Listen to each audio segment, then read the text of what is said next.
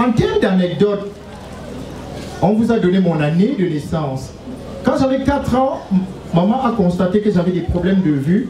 Parce que j'ai joué au ballon avec mon frère qui a parlé tout à l'heure. Et elle a vu que je cherchais le ballon même quand il était tout près de moi. C'est comme ça qu'elle a rassemblé ses forces et m'a amené à l'hôpital. À l'âge de 15 ans, j'ai totalement perdu la vue.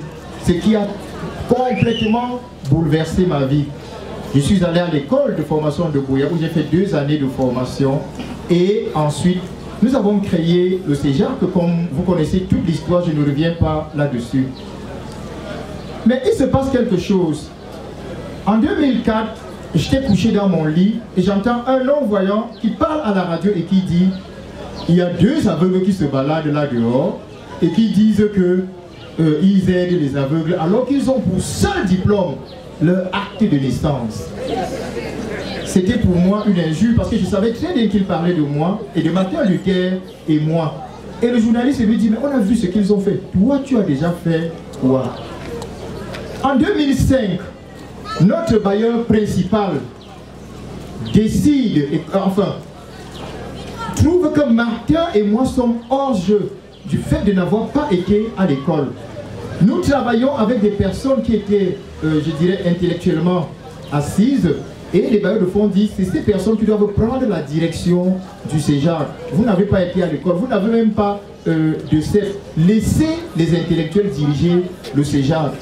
Je vous signale qu'on avait créé le CEJAC, on a construit le siège, la première dame est venue l'inaugurer en décembre 2003, ce qui a donné une certaine notoriété au CEJAC. Et le bailleur de fonds a donc trouvé que maintenant, il faut laisser la place aux intellectuels pour diriger la structure. Je peux vous dire que ça a été un moment très difficile. C'est ainsi donc qu'en 2015, au regard de tous ces défis, de toutes ces moqueries, en plus du fait que les personnes vont se plaindre d'avoir des difficultés à participer aux examens, à l'âge de 49 ans, je me présente et je suis reçu, n'est-ce pas, au BEPC, comme vous l'avez appris tout à l'heure. Cela va constituer un défi qui me donne envie d'aller plus loin. Je ne vous raconte pas l'histoire qui vous a été présentée tout à l'heure par le révérend Libon.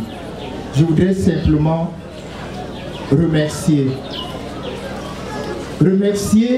ma maman. Dans le cadre de mes études, j'ai découvert quelque chose d'extraordinaire. Une théorie développée par Ulrich Bronfman-Brenner qui dit que la mère et l'enfant constituent le premier microsystème du développement humain. Il faut l'amour de la mère pour un meilleur encadrement de l'enfant handicapé. Je l'ai vécu avec ma maman et je lui suis infiniment reconnaissant à mes frères et sœurs qui m'ont apporté l'encadrement qu'il fallait. Si vous êtes parent ou ami d'une personne handicapée, sachez qu'elles ont besoin d'amour. Je ne vous dis pas plus que ça parce que vous découvrez dans le livre dont on a parlé tout à l'heure. S'il vous plaît, ne partez pas sans prendre votre exemplaire. Il ne coûte que 10 000. Vous découvrez des choses intéressantes pour vous qui vous intéressez à l'inclusion. Je voudrais remercier mon épouse, l'os de mes os.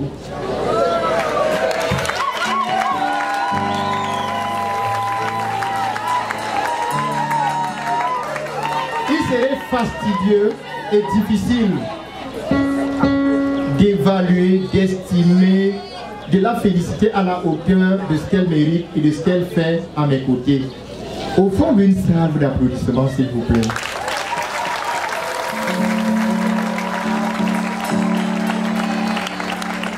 Je voudrais remercier Martin Luther. En vous signalant que Martin Luther et moi nous connaissons il y a de cela exactement 39 ans. C'était en octobre 1984. L'année prochaine, nous allons célébrer les 40 années de notre amitié. Et je souhaite que nous soyons de nouveau rassemblés comme nous le sommes ici ce soir pour célébrer 40 années d'amitié. Et je crois que sans cette amitié, sans cette complicité, ce que nous vous apprécions aujourd'hui ne l'aurait pas été.